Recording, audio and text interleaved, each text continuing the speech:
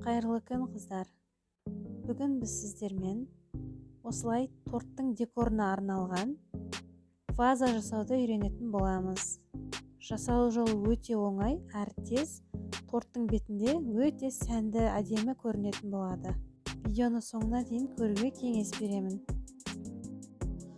Ол үшін бізге осындай үлкенірек ыдыс және мынандай силиконовый коврик керек болады. Жаңағы ыдысты мына ковриктің астына қоямыз. Құлап кетпейтіндей жақсылап жайғастырып, ковриктің етектерін әдемілеп сәндеп аламыз.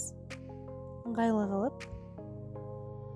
Шекерден жасалған сұйықтықты осылай ковриктің үстіне құямыз.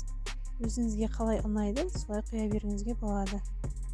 Бұл сұйықтық кәдімгі чупа-чупс жасауға арналған сұйықтық. Бұның рецептісін осы видеоның астында описаниеге қалдыратын боламын.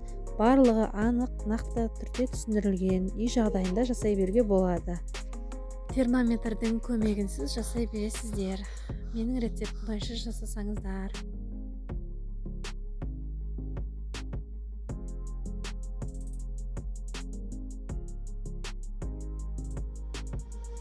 Осылай құйып, 5-10 минутқа қатырып қойып қоямыз.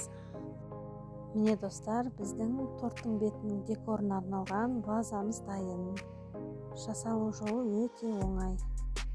Және торттың бетінде өте әдемі көрінеді.